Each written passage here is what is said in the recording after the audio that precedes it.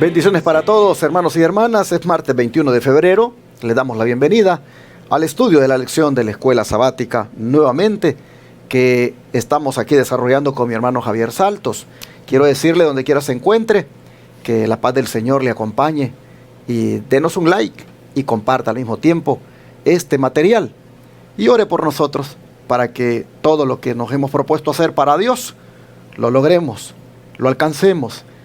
Y los obstáculos que aparezcan, porque los hay. Yo aquí, si ustedes ven, solo les hablo de las cosas grandes que estamos haciendo para Dios, pero nunca les cuento de los obstáculos que encuentro en el camino, porque no quiero tampoco centrarme en los obstáculos. Pero oren por nosotros para que los obstáculos que se nos aparecen para que no hagamos la obra, el Señor siempre nos dé la salida y nos ilumine para ver de qué manera los superamos. Le agradezco sus oraciones, porque nuestros proyectos misioneros son grandes, ya usted lo sabe.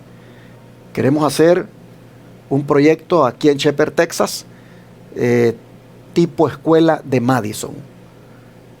Lástima que no tengo conmigo un folletito que se llama Escuela de Madison, donde ahí está cómo la sierva del Señor aconsejó que se hiciera allí, en ese lugar llamado Madison, en el estado de Tennessee. Cómo la sierva del Señor aconsejó que se levantara esa escuela y para qué debería de ser.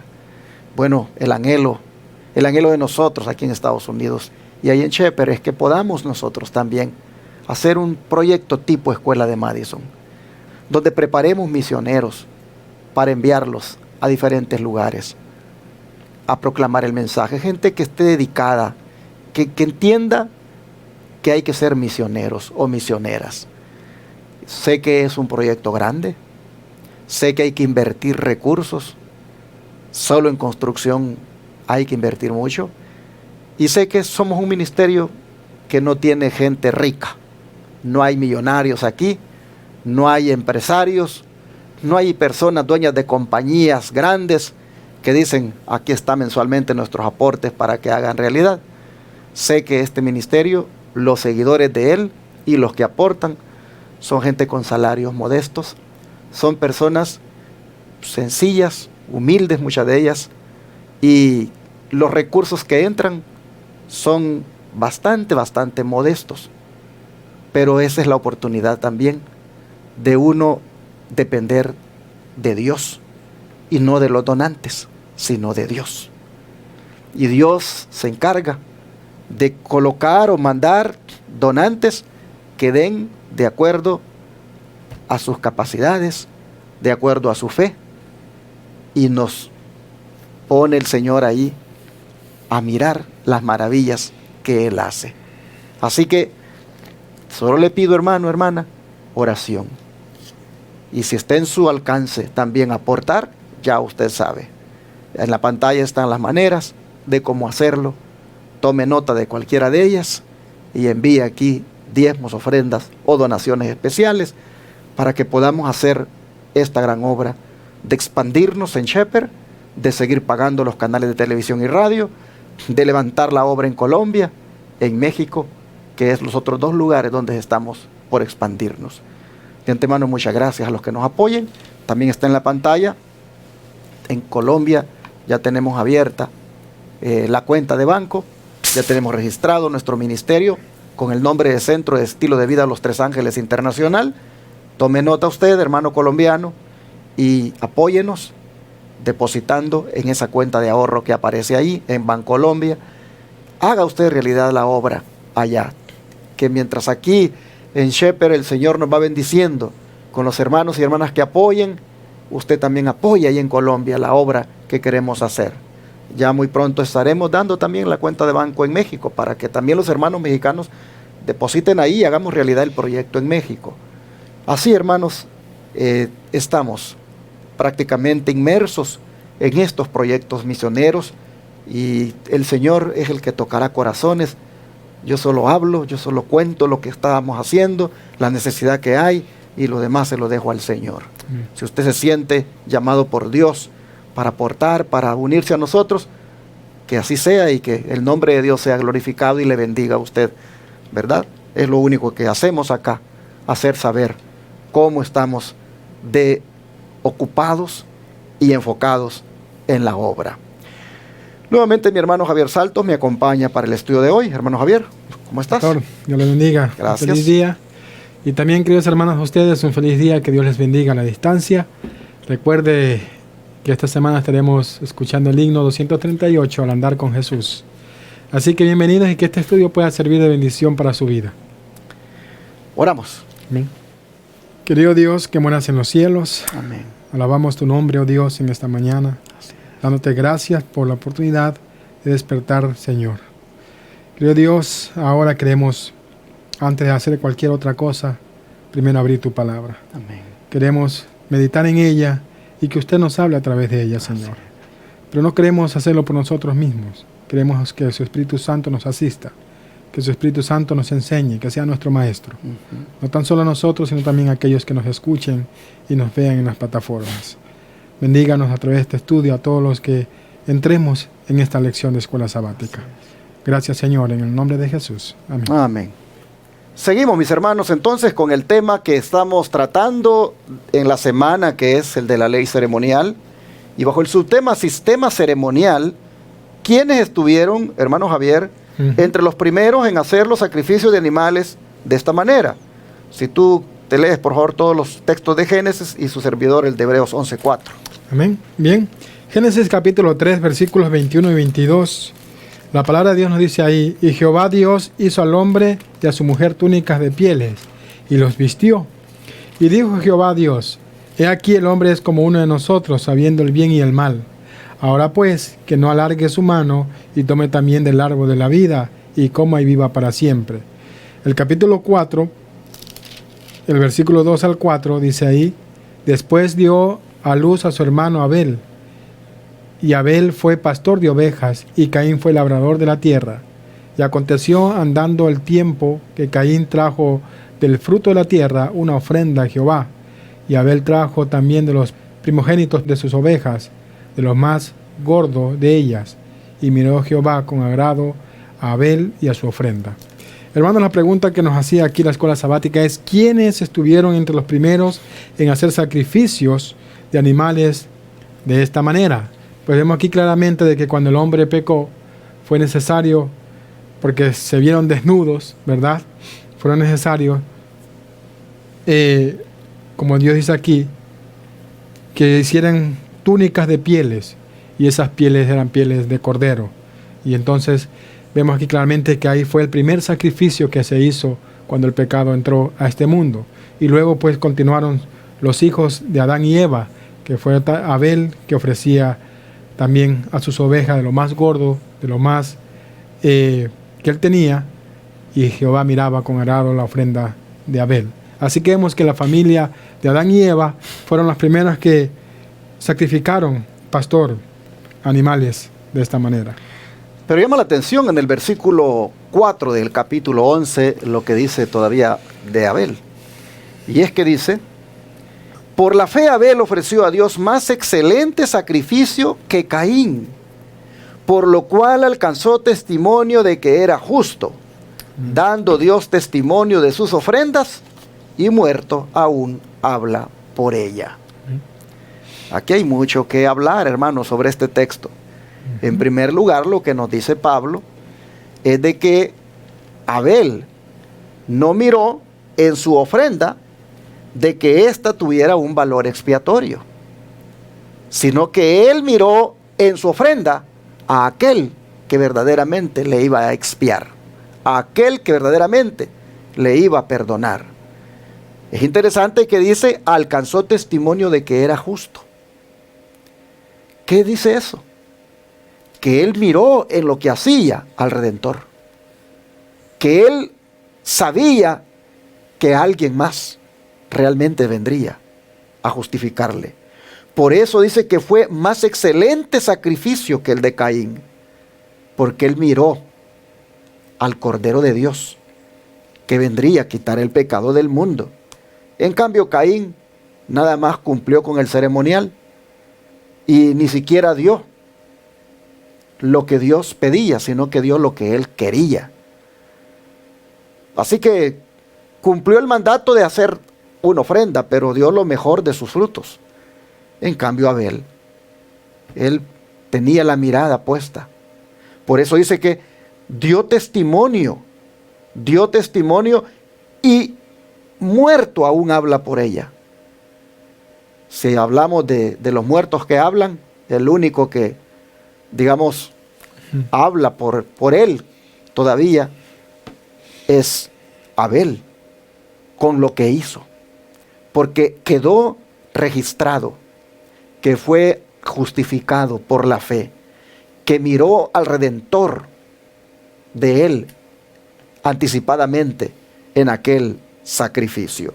Así que nosotros miramos el sistema ceremonial como algo que, hermanos, se estipula desde el mismo Edén.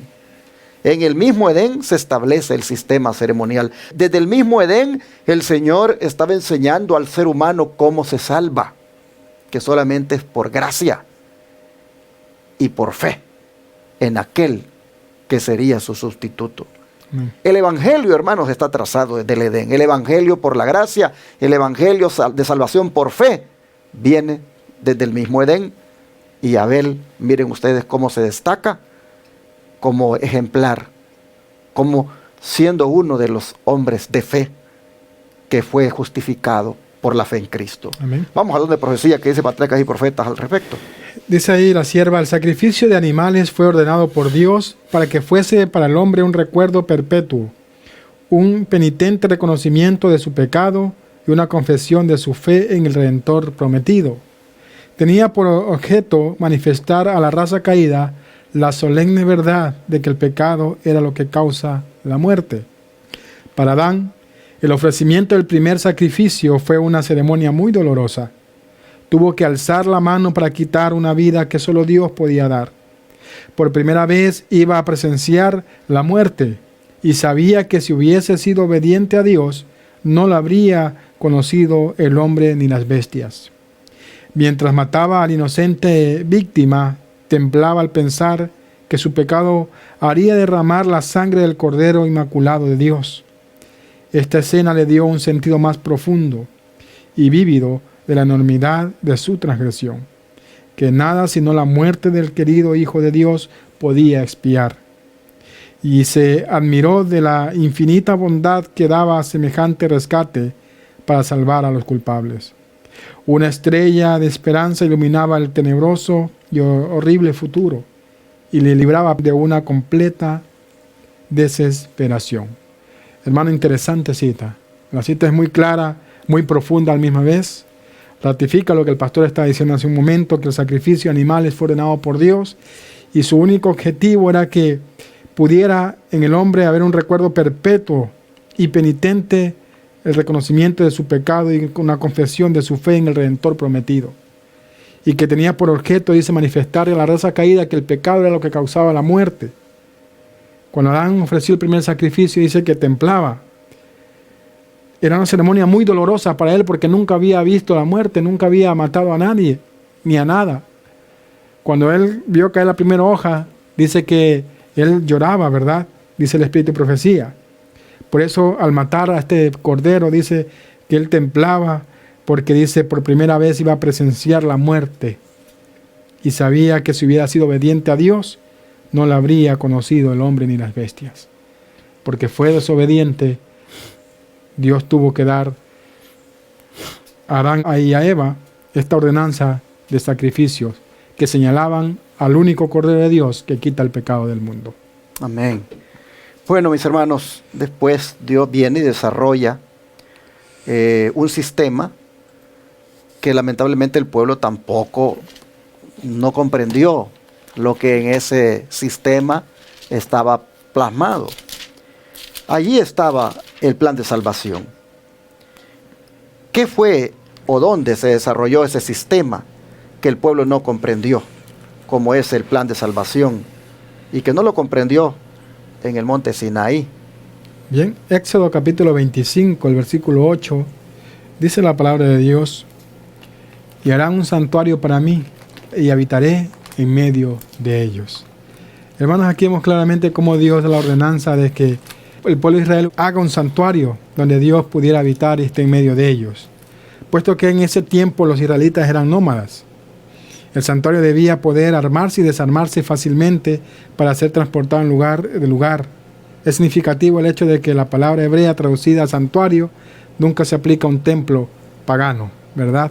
Así que vemos claramente que aquí, hermanos, se hizo el santuario terrenal, donde se iban a sacrificar todos estos sacrificios de animales que Dios pedía en la ley ceremonial. Llama la atención que el Señor dice que sería para habitar en medio de ellos. En otras palabras, Dios siempre ha querido estar con su pueblo. Amén. La presencia de Dios es, hermanos, lo que Él siempre ha querido hacer realidad en medio de su pueblo. El santuario se edificó o se levantó justo en medio del campamento.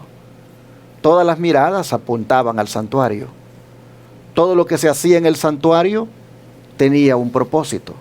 Así que el plan de salvación, hermanos, estaba simbolizado en el santuario, en todas las diferentes actividades que se hacían allí. Todo el ceremonial, todos los ritos, todos los sacrificios, todo lo que se estipuló allí tenía como propósito enseñar el plan de salvación. La presencia de Dios en el lugar donde estaba acampando el pueblo de Israel era para que aprendieran sus hijos o su pueblo cómo debían salvarse. Dios les enseñó cómo Él bregaría con el pecado, cómo Él resolvería el problema de su pecado. Así vemos nosotros que Dios es tan bueno que siempre ha estado para enseñar cómo buscar la salida, cómo lograr, hermanos, la salvación. El Señor ha estado ahí para enseñar y todavía sigue enseñando. ¿Por qué era necesario el derramamiento de sangre y qué simbolizaba el cordero del sacrificio? Si gustas, tú te lees la primera cita. Sí. Luego me voy a leer 1 Corintios 5:7 y luego tú con 1 Pedro 1:19 y luego cierro con Juan 1:29. La palabra de Dios dice en Hebreos capítulo 9, versículo 22: y casi todo es purificado, según la ley, con sangre, y sin derramamiento de sangre no se hace remisión. Así que, hermanos, ¿por qué era necesario que el derramamiento de sangre? ¿Por qué era necesario el derramamiento de sangre? Porque dice Hebreos que sin derramamiento de sangre no podía haber remisión de pecados. No podían ser borrados los pecados. ¿Qué simbolizaba el cordero del sacrificio? 1 Corintios 5:7. Dice: limpiaos pues de la vieja levadura, para que seáis nueva masa sin levadura como sois, porque vuestra Pascua, que es Cristo, ya fue sacrificada por nosotros. Amén. Aquí ustedes pueden ver que el símbolo, como lo hemos venido diciendo, está comprobado que se cumplió en el Señor. Él es nuestra Pascua que ya fue sacrificada por nosotros. De manera que hay que limpiarnos de la vieja levadura, hermanos, la cual es símbolo del pecado. Amén. Limpiémonos y purifiquémonos en la sangre de Cristo, en la sangre del Cordero, pues eso es lo que simbolizaba aquel que sacrificaban los israelitas. Y Pedro lo ratifica, ¿verdad? 1 Pedro 1:19. Sino con la sangre preciosa de Cristo, como de un cordero sin mancha y sin contaminación. Así que ya Pedro ratifica lo que hace un momento Pablo ya dijo, ¿verdad? Que la sangre preciosa de Cristo es la que nos limpia de todo pecado. Él era el verdadero cordero que Dios requería que muriera en la cruz. Y nosotros vemos que bien claramente los siervos que sirvieron en la iglesia del Señor lo tenían pues así escrito y también impartido hacia el pueblo este gran significado de lo que ocurrió allá en el santuario terrenal, los sacrificios que se hacían. Tanto así que el mismo Juan Dice, voy a leer Juan 1:29. El siguiente día vio Juan a Jesús que venía a él y dijo: he aquí el Cordero de Dios que quita el pecado del mundo. Bien. El Juan del que estamos hablando acá es Juan el Bautista. Noten ustedes cómo él identificó al Señor como el Cordero de Dios. Cuando oyó la multitud decir a Juan esas palabras, ¿con qué creen ustedes que conectaron sus pensamientos? Con el Cordero que ellos todos los días sabían que se ofrecía en sacrificio. Conectaron sus pensamientos con el Cordero pascual, con el Cordero que se sacrificaba en el santuario. Ahora están escuchando que Él, Jesús, el que se está acercando, es el Cordero de Dios que quita el pecado del mundo. Así es. Juan les está dando allí, de una vez, el significado de aquello que ellos estuvieron acostumbrados a mirar.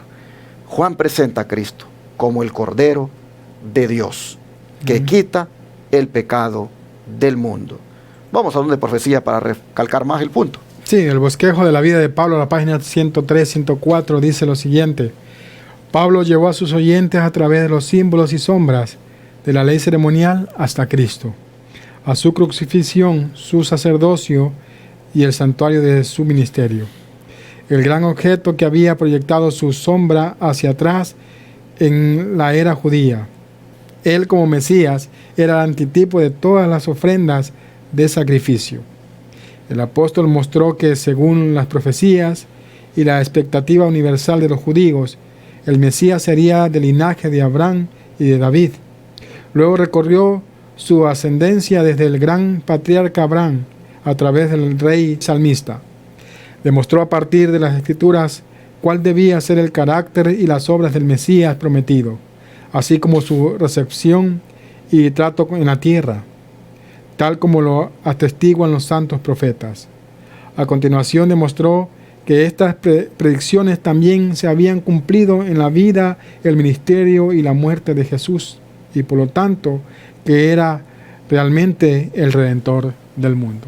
Como Pablo, ¿verdad?, explicaba a sus oyentes, trayéndolos del Antiguo Testamento, ¿verdad?, del Génesis, por todo el Pentateuco, ¿verdad?, enseñándoles cómo esos símbolos y sombras de la ley ceremonial simbolizaban y traían hasta Cristo Jesús, hasta su sacrificio.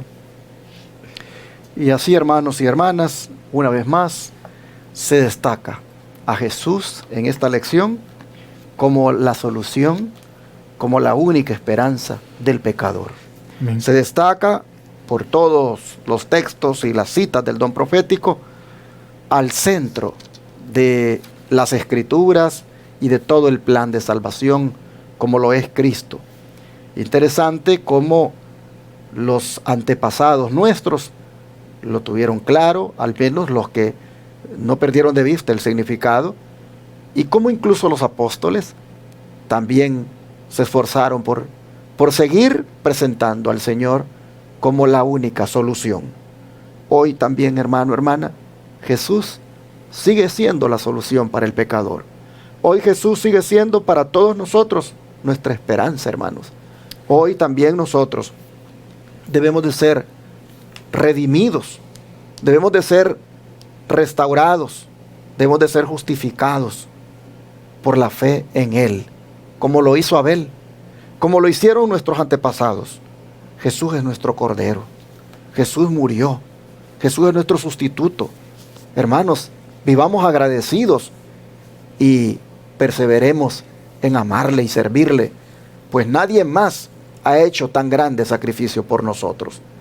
En la medida en que llegamos por su gracia a conocerle y nos hemos apropiado de sus méritos, les quiero animar para que sigamos así el resto de nuestros días, el resto de nuestra vida, viviendo siempre justificados por su gracia, mirándolo a Él siempre como nuestro único Redentor.